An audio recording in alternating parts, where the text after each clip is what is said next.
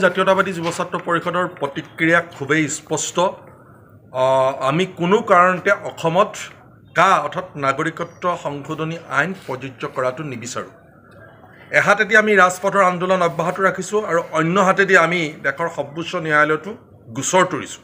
যিহেতু আজিৰ পৰাই নীতি বলবৎ কৰা হৈছে, প্ৰযোজ্য কৰা হৈছে, বিদেশীয়ে আবেদন কৰিব পাৰিব অসমৰ নাগৰিকত্ব বা ভাৰতৰ নাগৰিকত্ব পাবৰ কাৰণে। গতিকে আজিৰ দিনটো অসমৰ ইতিহাসৰ কাৰণে এটা অত্যন্ত কলা দিন।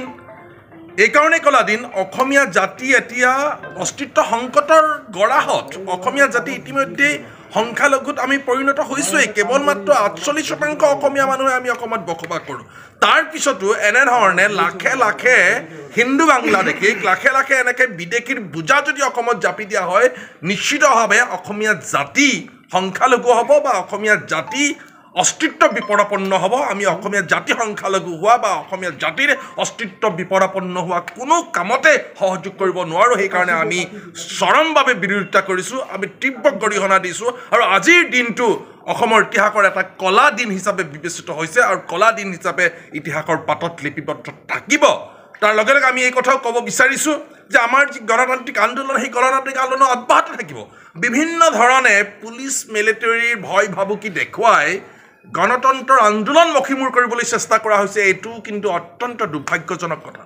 বিজেপি চৰকাৰ, বিজেপি শাসনলৈ অহাৰ পূৰ্বে তেওঁলোকে এনেধৰণৰ গণতান্ত্ৰিক আন্দোলন কৰিছিল, বন্ধ দিছিল, ৰাজপথত অৱস্থান কৰিছিল, ধৰ্ণা দিছিল, পিকেটিং কৰিছিল, বিভিন্ন ধৰণৰ গণতান্ত্ৰিক আন্দোলন কৰিছিল।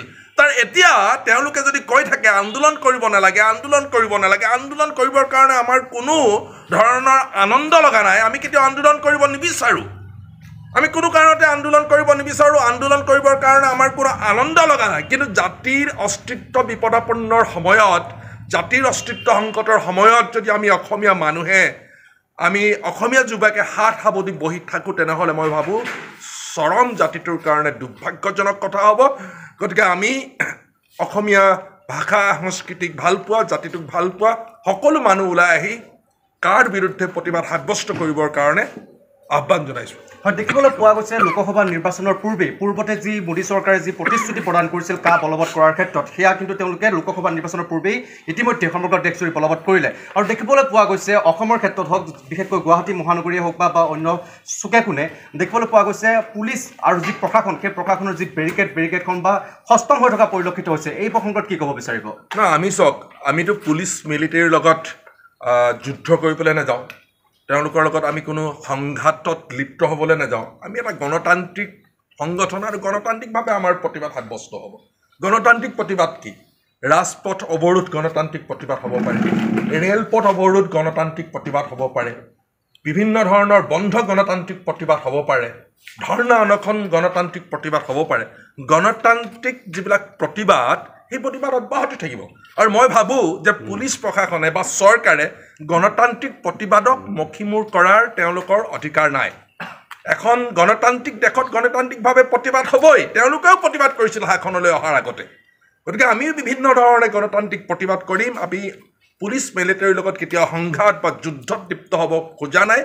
আমি অহিংসা পন্থাৰে গণতান্ত্ৰিকভাৱে সকলো মানুহক এই যি সংগ্ৰাম, সেই সংগ্ৰামত সহযোগিতা কৰিবৰ কাৰণে, ভাগ ল'বৰ কাৰণে আহ্বান জনাইছোঁ। যে ভাৰতবৰ্ষ যেতিয়া স্বাধীন হৈছিল, স্বাধীনতা আন্দোলনো গণতান্ত্ৰিকভাৱে হৈছিল, অহিংসাভাৱে হৈছিল। তাতো হিংসাৰ প্ৰশ্ৰয় দিয়া নাছিল। তাত হিংসাত্মক আন্দোলন কেতিয়াও সেই সময়তো হোৱা নাছিল। গতিকে গণতান্ত্ৰিক পন্থাৰে অহিংসা নীতিৰে আমি আমাৰ প্ৰতিবাদ সাব্যস্ত ৰাখিম। অহা কাইলৈৰ পৰা আমাৰ প্ৰতিবাদ হ'ব, সমগ্ৰ ৰাজ্যজুৰি প্ৰতিবাদ হ'ব, বিভিন্ন ধৰণে প্ৰতিবাদ হ'ব। কোনো কাৰণতে আমি অসম জাতীয়তাবাদী যুৱ ছাত্ৰ পৰিষদে ক্ষান্ত নাথাকোঁ, কোনো কাৰণতে আমি হাত সাৱটি বহি নাথাকোঁ।